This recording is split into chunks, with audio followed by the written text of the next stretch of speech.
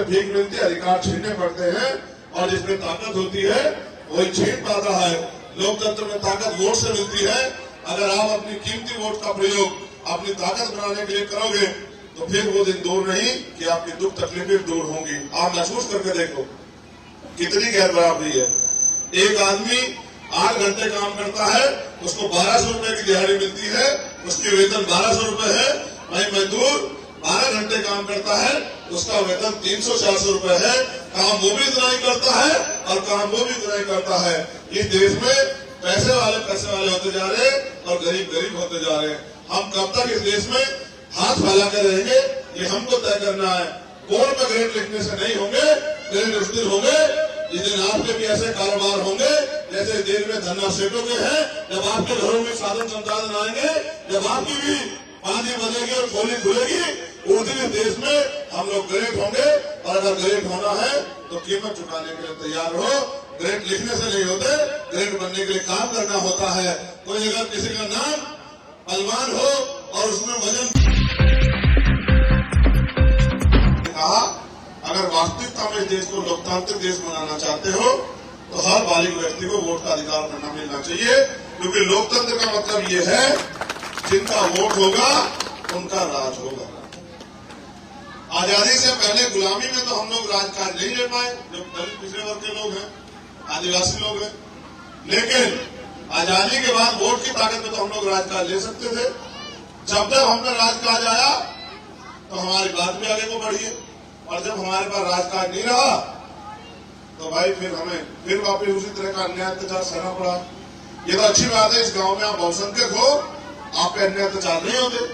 लेकिन क्या ये सच है कि बिजनौर के सारे गांव ऐसे हैं कि भाई मगर परिवार तो आपका वहां भी रहता है, देश में भी आपका परिवार रहता है, जाति के आधार पर भी आप दुनिया में रहते हो। और अगर आप इंसान हो तो हर कमजोर की आवाज उठाना भी आपकी जिम्मेदारी है। ताकतवर वो नहीं होता जो किसी कमजोर को दबा दे। ताकतवर वो होता है जिसके साय में हर कमजोर आदमी अपने आप को ताकतवर महसूस करे कि उसके साथ कोई अन्याय नहीं हो। ताकत का मतलब ये नहीं कि आप किसी की बहन बेटी को परेशान करो।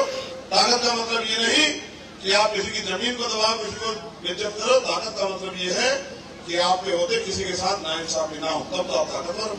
और मैं तो मानता हूं हम ईमानदार लोग हैं, हम संघर्षी लोग हैं, हम मेहनती लोग हैं और हम त्याग करने वाले लोग हैं। इसका उदाहरण जब भारत का इतिहास आप पढ़ोगे आपको मिल जाएगा कि समय समय पे हमने आजादी की लड़ाई में भी योगदान दिया, और हमने 600 साल पहले सतगुरु रविदास जी महाराज ने इस देश को या दुनिया को कैसा राज होना चाहिए ये बात बताई कि ऐसा चाहूं राज में जहां मिले समन्वय अन्न और छोटे बड़े सब सम बसे, रविदास रहे प्रसन्न। आज यहाँ के लोग कहते हैं कि बाबा साहब ने जो संविधान में लिखा वो यहाँ से लिया, वहां से लिया, कहीं से नहीं लिया। जो बाबा साहब ने संविधान में लिखा वो डॉक्टर बाबा साहब अम्बेडकर ने सतगुरु रविदास जी महाराज की वाणियों को पढ़ के संविधान में लिखने का काम करा। क्योंकि जो नारा मैंने आपको भी लगाया कि ऐसा चाहूं राज में, उसका मतलब ये है कि सतगुरु जी ने कहा राज ऐसा होना चाहिए जहां कोई छोटा बड़ा ना हो, जहां कोई ऊंच नीच ना हो, जहां कोई गरीब अमीर ना हो, जहां किसी बहन बेटी का अपमान ना हो, जहां कोई ऐसा ना हो जो किसी को भूखे पेट छोड़ना पड़े। राज ऐसा हो कि कोई ऐसा ना हो जिसके तर पे कपड़े की दिक्कत हो। राज ऐसा हो कोई ऐसा ना हो जिसके सर पे छत की दिक्कत हो। और राज ऐसा हो जिसमें किसी के लिए कोई गम ना हो, जिसको उन्होंने नाम दिया बेगमपुरा राज। कौन सा राज? कौन सा राज ये बताओ? बेगम का मतलब होता है जहां कोई गम, बिना गम का राज, जहां कोई गम ना हो। लेकिन आज भारत में 600 साल बाद भी ऐसा राज आ पाया कि लोगों की जिंदगी में गम ना हो। अगर आप चेक करोगे तो आपको पता लगेगा, किसी के घर चले जाओ हर आदमी आपको दुखी, पीड़ित, तकलीफ में मिलेगा। किसी के घर चले जाओ और कोई अपनी पीड़ा को दूर करने के लिए तमाम तरह के नशे के सहारे लेता है, जबकि नशा करके कोई तकलीफ दूर नहीं होती। आपका सामाजिक और आर्थिक नुकसान तो होता है। मैं मानता हूं जिनको अपने महापुरुषों के सपने पूरे करने होते हैं वो संघर्ष करते हैं, वो रास्ते पे चलते हैं, और जो अपने बाप को बाप नहीं कहता उनके रास्ते पे नहीं चलता। ये देश के लोग खुशहाल नहीं हो सकते।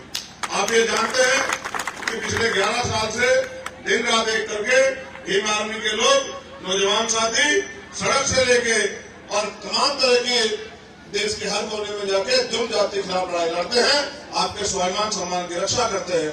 जो लड़ाई हम सड़कों में लड़ रहे थे उससे हम अन्याय होने के बाद न्याय दिलाते हैं, लेकिन इस देश में कानून सदन में बनते हैं, कानून लागू भी सदन कराता है, अधिकारी कर्मचारियों का अपॉइंट भी सदन कराता है, नौकरी रोजगार किनको मिलेगा ये भी सदन तय करता है। इसलिए हमने फैसला लिया है कि हम आप लोगों के सहयोग से इस लड़ाई को दिल्ली लेकर जाएंगे, क्योंकि आपके अधिकार दिल्ली की कुर्सी ने रोक रखे हैं और दिल्ली की कुर्सी से आपके अधिकार छीन के लेने हैं, क्योंकि मांगने से भीख मिलती है, अधिकार छीनने पड़ते हैं और जिसमें ताकत होती है वही छीन पाता है।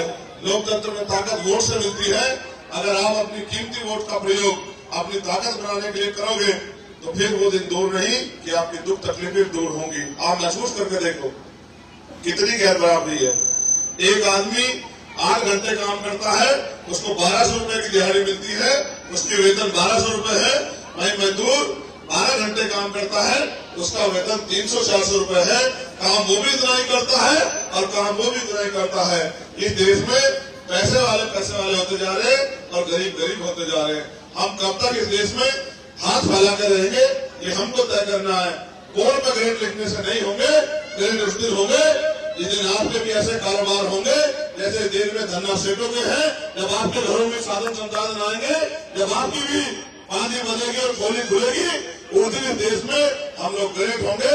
और अगर ग्रेट होना है तो कीमत चुकाने के लिए तैयार हो। ग्रेट लिखने से नहीं होते, ग्रेट बनने के लिए काम करना होता है। कोई अगर किसी का नाम बलवान हो और उसमें वजन 20 किलो है तो वो बलवान थोड़ा ही होगा, है? उसे तो रोटी की दिक्कत होगी। तो नाम के से काम नहीं चलेगा, काम करने से काम चलेगा। बहादुर लोग हो, आपने पहले भी करके दिखाया। आपने पहले भी जमीन पर बैठने वालों को कुर्सी बिठाया। मैंने बहुत हिम्मत जुटाई है कि मैं इस लड़ाई को आपके सारे लड़ पाऊं। अगर आप मेरा साथ दोगे तो मैं लिख के देता हूं कि ये लड़ाई हम लोग जीत जाएंगे, कोई हमें रोक नहीं पाएगा। आप ये भी